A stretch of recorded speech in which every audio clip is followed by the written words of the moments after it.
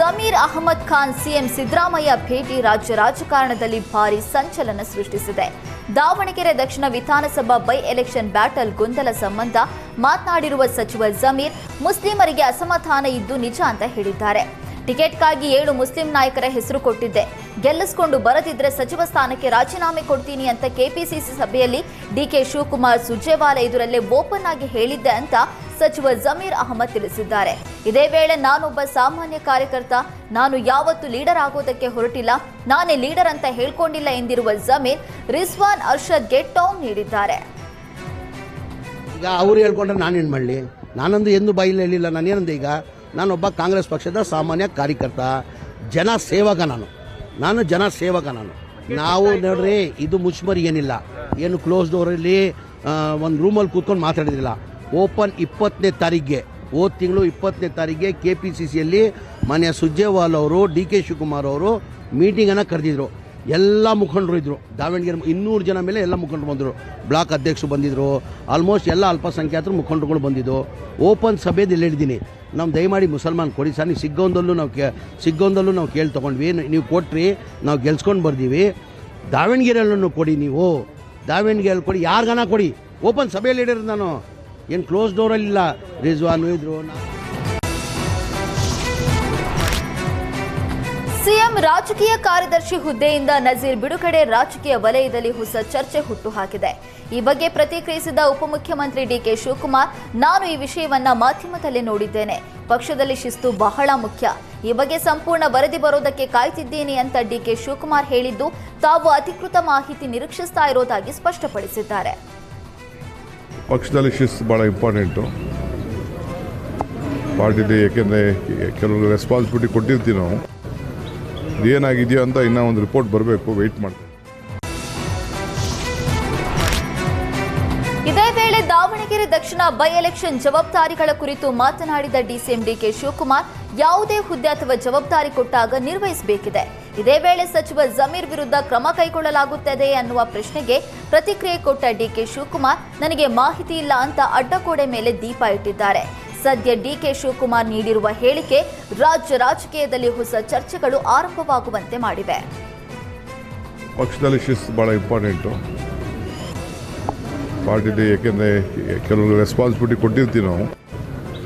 ಏನಾಗಿದೆಯೋ ಅಂತ ಇನ್ನೂ ಒಂದು ರಿಪೋರ್ಟ್ ಬರಬೇಕು, ವೆಯ್ಟ್ ಮಾಡ್ತಾ ಇದ್ದೀನಿ. ಸರ್, ಜಮೀರ್ ಅವ್ರ ವಿರುದ್ಧನೂ ಏನಾದರೂ ವರದಿ ಕೊಟ್ಟಿದ್ದಾರಾ ಸರ್? ಯಾಕಂದ್ರೆ ಅವರನ್ನು ಸಿಎಂ ಕರೆದು ಮಾತನಾಡಿದ್ದಾರೆ, ಅವ್ರ ವಿರುದ್ಧನೂ ಕ್ರಮ ಆಗಬಹುದು ಅನ್ನುವಂಥ ಚರ್ಚೆಗಳು ನಡೀತಾ ಇದೆ. ನನಗೆ ಮಾಹಿತಿ ಇಲ್ಲ. ನನಗೇನು ಮಾಹಿತಿ ಇಲ್ಲ. ಪಕ್ಷದಲ್ಲಿ ಶಿಸ್ತು ಭಾಳ ಇಂಪಾರ್ಟೆಂಟ್.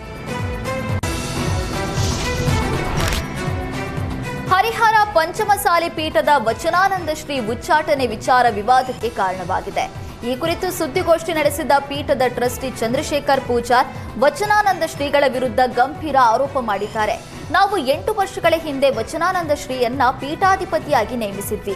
ಆದರೆ ಇತ್ತೀಚೆಗೆ ನಡೆ ನುಡಿ ಬದಲಾವಣೆ ಕಂಡುಬಂದಿತ್ತು. ಹಿರಿಯರ ಸಮ್ಮುಖದಲ್ಲಿ ಹಲವು ಬಾರಿ ತಿದ್ದೋದಕ್ಕೆ ಪ್ರಯತ್ನಿಸಿದ್ರೂ ಪ್ರಯೋಜನವಾಗಲಿಲ್ಲ.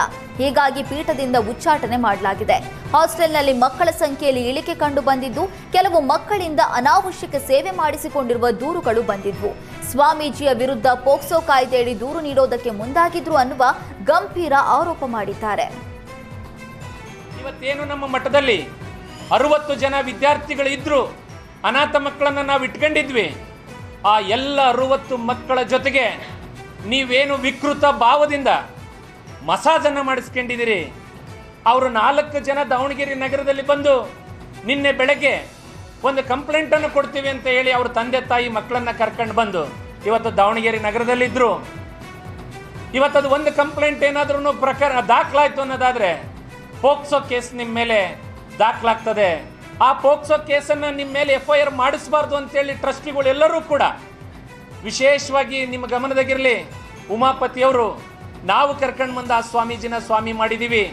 ಯಾವುದೇ ಕಾರಣಕ್ಕೂ ಕೂಡ ಯಾವುದೇ ಪ್ರಕರಣ ಅವ್ರ ಮೇಲೆ ದಾಖಲಾಗಬಾರ್ದು.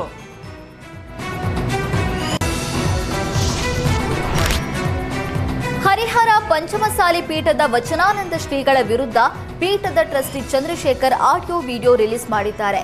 ಚಂದ್ರಶೇಖರ್ ಪೂಜಾರ್ ಬಿಡುಗಡೆ ಮಾಡಿರುವ ಆಡಿಯೋ ಹೊಸ ವಿವಾದ ಹುಟ್ಟು ಹಾಕಿದೆ. ಮಕ್ಕಳಿಗೆ ಸ್ವಾಮೀಜಿ ಅವಾಚ್ಯ ಶಬ್ದಗಳಿಂದ ಬೈದಿರುವ ಆಡಿಯೋ ಹಾಗೂ ವಿಡಿಯೋಗಳು ರಿಲೀಸ್ ಮಾಡಿರುವ ಚಂದ್ರಶೇಖರ್ ಪೂಜಾರ್, ಮಕ್ಕಳಿಗೆ ವಚನಾನಂದ ಶ್ರೀಗಳು ಅವಾಚ್ಯ ಶಬ್ದಗಳಿಂದ ಮಾತಾಡ್ತಾ ಇದ್ರು. 4 ಮಕ್ಕಳ ಪೋಷಕರು ಸ್ವಾಮೀಜಿ ವಿರುದ್ಧ ದೂರು ನೀಡೋದಕ್ಕೆ ಮುಂದಾಗಿದ್ರು. ಈ ವೇಳೆ ಪೋಷಕರಿಗೆ ದೂರು ನೀಡದಂತೆ ಮನವೊಲಿಸಿದ್ವಿ ಅಂತ ತಿಳಿಸಿದ್ದಾರೆ.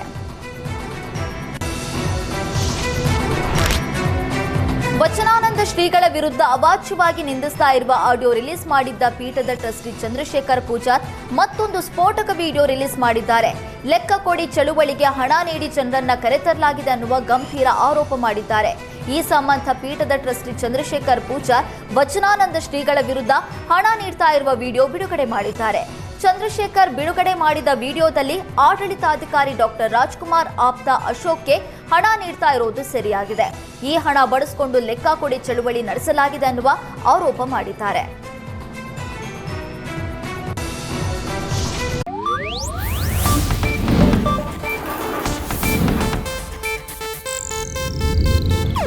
ಇದು ಏಷ್ಯಾನೆಟ್ ನ್ಯೂಸ್ ನೆಟ್ವರ್ಕ್ ಪ್ರಸ್ತುತಿ.